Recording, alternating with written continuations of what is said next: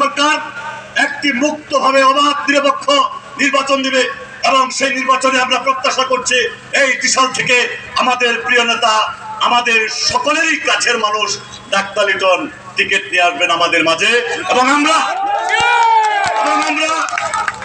অবাধ নিরপেক্ষভাবে ভোট কেন্দ্রে যে আমাদের স্বাধীন মতামত আমরা ব্যালটের মাধ্যমে প্রকাশ করতে পারবো এই প্রত্যাশা আমরা আগামী দিনে করছি ভাইরা আমার। শুধু কাজ, বাকি শুধু কাজ আপনাদের। কি কাজ? অনেক এমপি হয়েছে, এই ত্রিশালে আনিসুজ্জামান এমপি হয়েছে, অতীন সরকার এমপি হয়েছে, ভাড়াটে লোক সেই ব্রাহ্মণবাড়িয়া তরফা থেকে এসে এই চার করে মাছের ব্যবসা করতে এসে ভাইরা আমার, তাকেও কিন্তু আমরা এই ত্রিশালবাসী এমপি বানিয়ে ছেড়েছি। লজ্জা, এই ত্রিশালবাসী লজ্জা যে বিদেশে একটা লোককে আমরা ভোট দিয়ে জাতীয় সংসদে পাঠিয়েছি, আমাদের লজ্জা হয় বিবেকের কাছে সেটা বাধা প্রদান করে থাকে। কারণ আমরা বাংলাদেশের অনেক জায়গায় বিচরণ করে থাকি, ঘুরে থাকি, সেখানে বলে ত্রিশালকে কোনো যোগ্য মানুষ নেই যে ব্রাহ্মণবাড়িয়ার তরফা থেকে ব্যবসা করতে এসে পার্লামেন্টের টিকিট দিয়ে ত্রিশালবাসী ভোট দিয়ে নির্বাচিত করে ফেলেছেন। এটা ত্রিশাল জাতির জন্য অত্যন্ত লজ্জা এবং বেদনাদায়ক ভাইয়ের আমার। আমি কি কথা ঠিক বলেছি? রে ভাইরা, ওনার বাড়ি কাঁঠাল, কাঁঠালের পাশে কানিহারি, তার পাশে বালিপাড়া।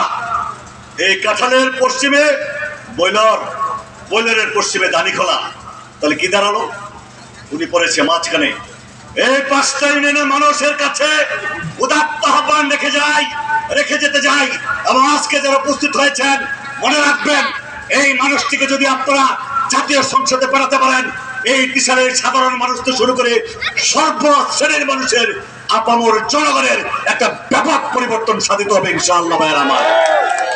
কারণ ওনার মধ্যে এই 24 বছরের মধ্যে কোনো দুর্নীতির ছোঁয়া ওনার কাছে আমরা দেখতে পাই নাই বা শুনতেও আমরা পাই নাই।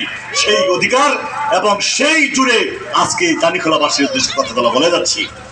ভাইয়ের আমার, সব সময় শুনে আসছে, ইতিহাস থেকে প্রমাণ পাওয়া যায় এই দানিখোলা আওয়ামী অধ্যুষিত অঞ্চল। বলে যান আওয়ামী ভাইরা যারা আছেন, যারা আওয়ামী লীগের নৌকা প্রতীকে ভোট দিয়ে অভ্যস্ত, বলে যান এদেশের মাটিতে আর কখনো খুব সহসায় আর নৌকা ফিরে নিয়ে আসতে পারবে না।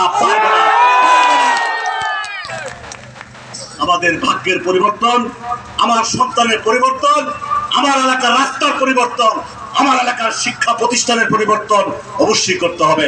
শুধু মিথ্যার আশ্বাস দিয়ে, বিভিন্ন অজুহাত দিয়ে ভোট নিয়ে গেছে বারবার, কিন্তু যে পরিমাণ উন্নয়ন সাধিত হওয়ার কথা সেই পরিমাণ উন্নয়ন গত 52 বছরে এই ত্রিশালে করতে পারে না কোনো জাতীয় সংসদ সদস্য।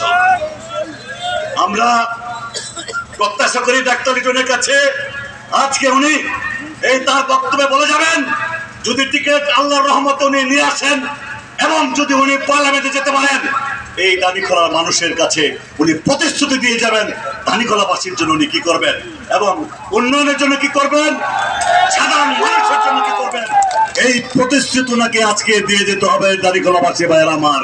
আমি কি আপনাদের দাবির পক্ষে? আমাদের কথা কি সঠিক বলেছি না মিথ্যা বলেছি? প্রিয় দানিখোলাবাসী, পার্শ্ববর্তী বয়লরবাসী এবং কাঁঠালের যারা আসছেন, প্রত্যেকের কাছে আবেদন থাকবে, আমরা চলেন আঞ্চলিকতার ভিত্তিতে। আমরা ধানের শীষ বুঝি না, অন্য কোনো প্রতীক বুঝি না। ডাক্তার লিটন বহু বৎসর যাবৎ এই ত্রিশালের আনাচে কানাচে বিচরণ করে যাচ্ছে। শুধু বাকি একটাই যে পার্লামেন্টে ভোটের মাধ্যমে এখন পর্যন্ত উনি জাতীয় সংসদে যেতে পারে নাই। আমরা ওনার স্বপ্ন, ওনার প্রত্যাশা পূরণ করার প্রতিশ্রুতি দিয়ে আমি আমার বক্তব্য শেষ করার আগে ওনাকে আবারও পুনর্বার আহ্বান জানাবো যে উত্তরাঞ্চল এবং পূর্বাঞ্চলের জন্য অগ্রাধিকার ভিত্তিতে আপনি কি করবেন সেই প্রতিশ্রুতি দিয়ে যাবেন। আমার বিশ্বাস, নৌকার যেহেতু কবর রচনা হয়েছে, নৌকা কখনো বাংলার মাটিতে অন্তত আমার জীবদ্দশা ফিরে আসতে পারবে না। তাই চলুন ভুলে যাই আধুনিক প্রযুক্তির বাংলাদেশ, আধুনিক প্রযুক্তির ত্রিশাল করার লক্ষ্যে ডাক্তার লিটনকে এমপি নির্বাচিত করে আমাদের সাধারণ মানুষের রাস্তাঘাট, শিক্ষা প্রতিষ্ঠানের পরিবর্তন ঘটিয়েছে। এই আশা প্রত্যাশা রেখেই আমি আমার সংক্ষিপ্ত বক্তব্য এখানে শেষ করছি। খুদা হাফেজ। বাংলাদেশ জিন্দাবাদ, বেগম খালেদা জিন্দাবাদ, ভারতীয় রহমকার তারেক রহমান জিন্দাবাদ, ডাক্তার লিটন ভাই জিন্দাবাদ।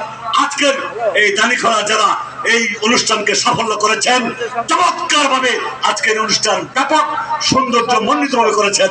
প্রত্যেককে বিএনপির পক্ষ থেকে ধন্যবাদ জানিয়ে আমি আমার বক্তব্য শেষ করছি। খুদা হাফেজ।